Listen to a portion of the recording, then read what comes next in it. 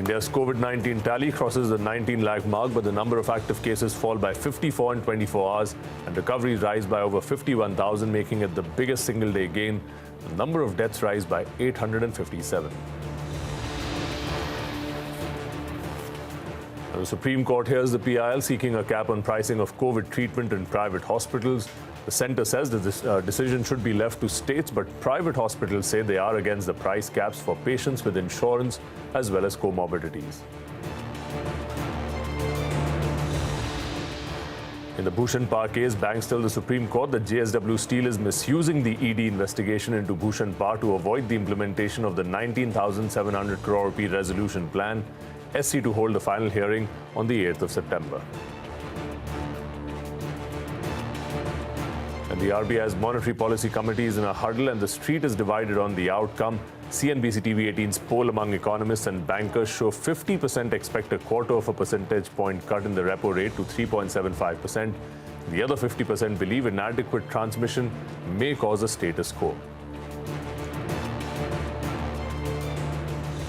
And the market ends flat, failing to hold on to opening gains. The Sensex closes 25 points lower and the Nifty gains a meager 6 points. Not much action in broader markets as well, with the Nifty Bank up 19 points and the mid-caps gaining 85 points. Gold, though, hits another high at 55,045 rupees per 10 grams.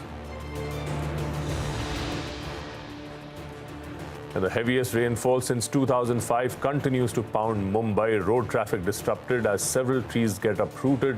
Local authorities warn of flash flooding in several parts of the city. And Prime Minister Narendra Modi lays the foundation stone of the Ram Mandir in Ayodhya, says the Ram Temple will usher in a new era of unity and vikas.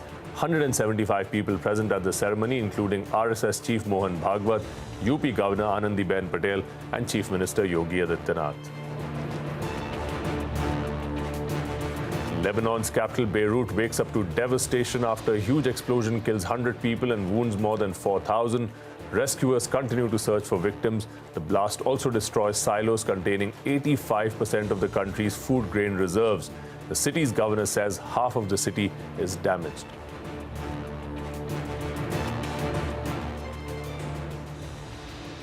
Well, those are the headlines that we're tracking this evening. You're watching CNBC TV 18, and this is Reporter's Diary. And India's COVID-19 tally has crossed the 19 lakh mark with over 5.8 lakh active cases. Recoveries continue to rise and are now above 12.8 lakh. However, the daily surge in cases remains above 50,000 for the 7th straight day. But the recovery rate has also risen above 67%, with more than 51,000 people recovering in 24 hours as of 8 a.m. this morning. Now, active cases have also dropped by 54 during this period. Now, among districts, Pune, Bengaluru and Thane have the most active case load. 3 worst hit districts in the top 10 are from Andhra Pradesh, and the case load in Mumbai and Chennai remains largely steady. Delhi, though, has less than 10,000 active cases, showing a steady drop. And let's also take a look at some other COVID-related headlines that we're tracking at this hour. So, Madhya Pradesh Chief Minister Shivraj Singh Chauhan has been discharged from hospital after recovering from COVID-19. He had been admitted to hospital for 11 days after testing positive on the 25th of July. And Union Minister Dharmendra Pradhan tweeted last night that he has been tested positive for coronavirus and has been admitted to Medanta Hospital in Gurgaon. He's the second central minister to be infected by the COVID-19 virus after Home Minister Amit Shah. And over 10,000 policemen in Maharashtra have contracted COVID-19 so far. Of these, 107 have died, including 10 officers. Officials say 50% of the fatalities are from the Mumbai police. And singer SP Balasubramaniam tests positive for COVID-19 and is currently undergoing treatment at MGM Hospital in Chennai. The veteran singer has about 40,000 film songs under his belt, including those in Hindi, Telugu, Tamil, Malayalam, as well as Kannada. And globally, the coronavirus death toll crosses the 7 lakh mark, with the United States and Brazil leading the rise in fatalities. But US President Donald Trump says the outbreak is under control.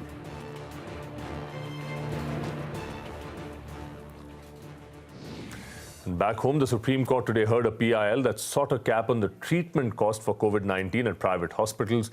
While the centre says the decision should be left to states, private hospitals have argued that a price cap is grievously hurting them.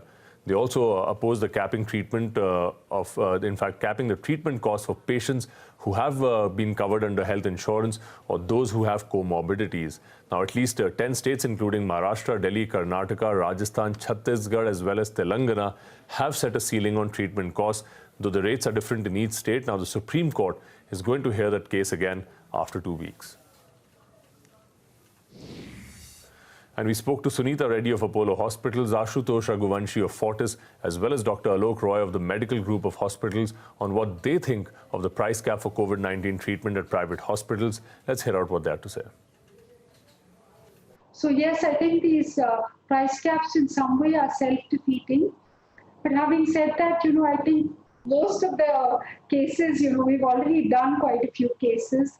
We've done over 30,000 cases with the price caps. So I believe that I hope that going forward, the government will be more open about pricing. Yeah, so we have been also dealing with the price cap in most of the states we operate. There is already some kind of price cap or the other. We have also treated somewhere close to about 18 to 20,000 patients by now. And this definitely has been a very trying time. I also expect the government to be a little more proactive and open, as Sunita said, because these prices are simply not sustainable. Patient does not require a binary treatment for COVID, which is A or B. Their patients are complex, they have comorbidities, and they require specialized treatments at times. So the costs are going to be different, and hence the bill is going to be different. If it is a scientific discussion, if it is the costing has been properly assessed, then there will be a realistic figure. Whatever figures are floating or have been put in have been done very thoughtlessly. They have not been done with the proper costing and proper planning. It has just been done to please people. You may please people, but it will cripple the industry. And the hunt for a vaccine continues with over 100 candidates from around the world. India's 2 indigenous vaccines developed by Bharat Biotech as well as Zydus Cadila have completed the first dosing in healthy volunteers in the first phase of the trials. Archana Shukla is here with a status check on the vaccine race. Archana, so how do things stand right now? Well, yes, remember yesterday ICMR's Balram Bhargav said that both Zydus Cadila and Bharat Biotech have completed the first phase and would be initiating second phase. So let me tell you what is the status right now as far as Bharat Biotech ICMR's Covaxin is concerned. The first set of dosing in 375 volunteers have been completed. All the trial sites are now in the process of dosing, giving the second dose, which is supposed to be given after 14 days. Remember, Bharat Biotech ICMR vaccine is a double dose vaccine to be given at a gap of 14 days. So that's the status right now. Some of the trial site investigators who we spoke to said that the initial safety data that they have seen is pretty clean. No adverse impact of the vaccine doses was seen in the volunteers. Some sites have had patients who complained of pain at the injection site, but nothing significant or any serious adverse events were not reported. Phase 2 trial for Bharat Biotech would start once the second dosing in the 375 volunteers for the first phase would complete, and second phase would be done across 11 sites on 750 volunteers. However, the Data Safety Monitoring Board's final review is still awaited on the 7-day safety, which is very crucial to observe in vaccine trials. As far as Zydus Cadila's vaccine is concerned, it's a 3-dose vaccine, which means 3 doses would be given at a gap of 28 days. And the first dose has been given in 48 patients in phase 1. The phase 1 trial was done only at a single site at the Zydus Research Center in Ahmedabad. And phase 2 will begin from August 6th. Zydus Cadila has said that the 7-day safety data has been very clean. It has also been endorsed by the Data Safety Monitoring Board, and the vaccine was safe and well tolerated. The second phase would start from August 6th. across 8 sites in 1,000 healthy volunteers. As far as the third vaccine is concerned, which everyone has their eyes on, is the Oxford AstraZeneca vaccine, for which trials would be conducted by their Indian partner Serum Institute. They've received the nod from the Indian regulator DCGI for 1,600 volunteers across 17 sites across India. The dates are still awaited. Back to you. Right, Archana. Many thanks for taking us through exactly what's going on the vaccine development front. But let's also take a quick look at the day's trading action, where the markets have failed to hold on to opening gains, closing almost unchanged. So Sensex ended the day 25 points lower and the Nifty gained 6 points. The mid-cap index and the Nifty Bank index also ended marginally higher in trade. So not much action on the last three today. But gold prices continue to hit historic highs, driven by a huge demand from investors. So gold prices have crossed $2,000 per ounce. And in the domestic market, gold future price has breached 55,000, in fact, 55,045 rupees for 10 grams. Now, gold prices have surged by 38.5% so far this year, making it the most sought after investment asset amid the pandemic. So it tells you that the rush to safe havens, in fact, to gold continues. And the big corporate story, lenders to Bhushan Par have alleged that JSW Steel is misusing the ED investigation to avoid implementation of the 19,000 crore rupee resolution plan. Now, the Council for Banks told the Supreme Court today that while JSW Steel is benefiting from the operations, lenders have to bear all the pain. Ashmit Kumar joins us with more from there. Ashmit, fireworks at the court? Well, the banks are crying out for help before the apex court. They point out that the resolution plan has been approved. It's been vetted by 3 different courts, that it is awaiting implementation of the 19,700 crore rupee plan, but for a technicality. Now, what is the technicality? Well, they point out that the ED is conducting investigations into Bhushan Power and Steel and has argued before the apex court that even the new promoters shall be held liable.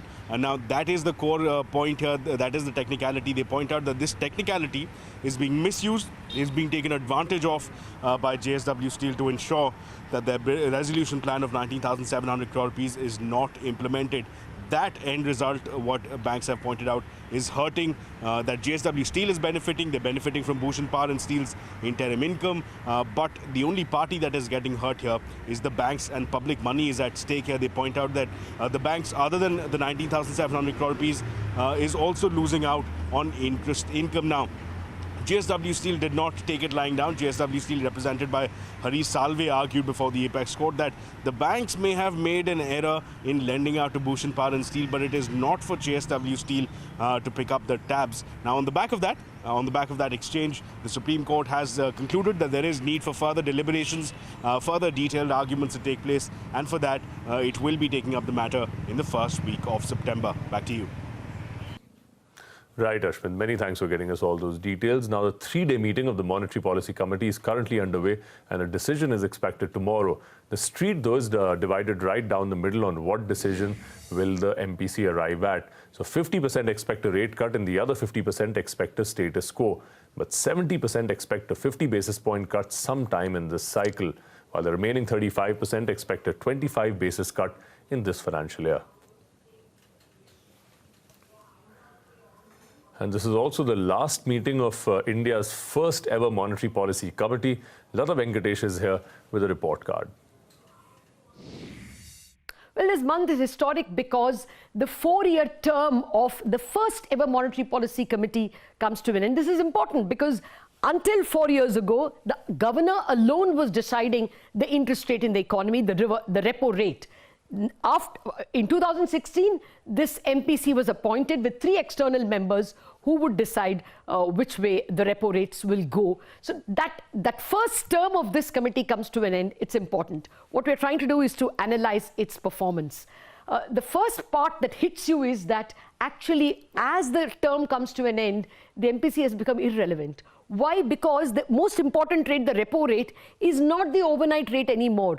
There is so much liquidity that the reverse repo rate is actually the most meaningful rate, and the MPC does not vote on the reverse repo rate.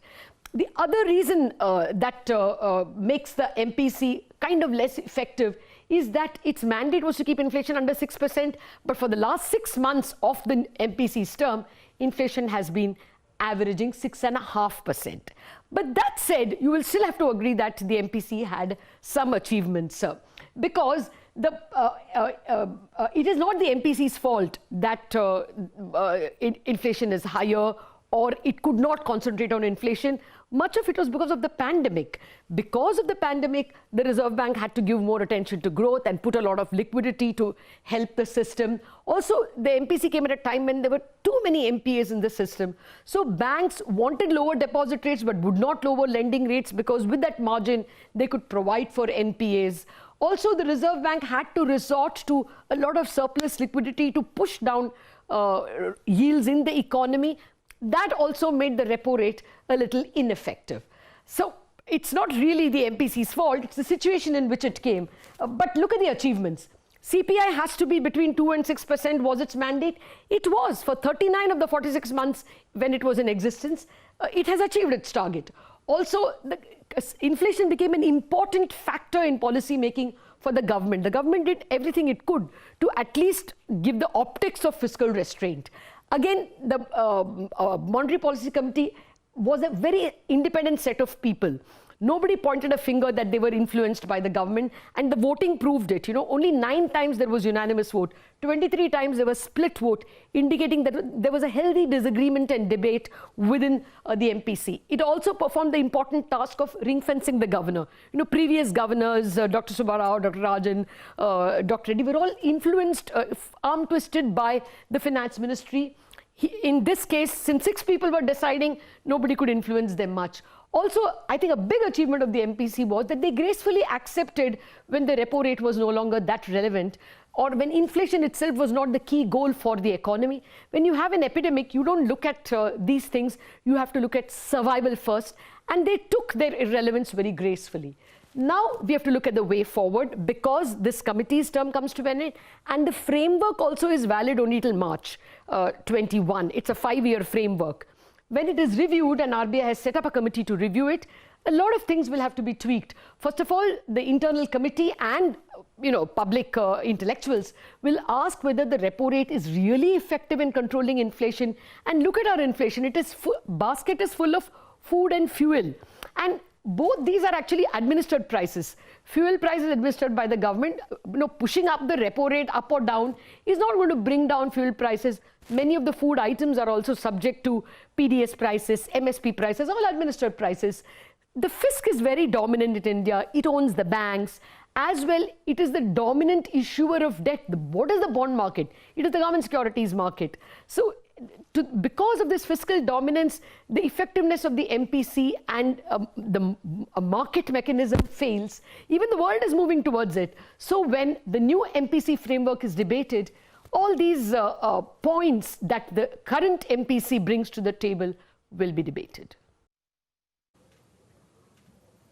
On that note, we'll slip into a short break, but coming up on the other side, the heaviest rainfall since 2005 continues to pound Mumbai. We'll bring you all the details when we come back.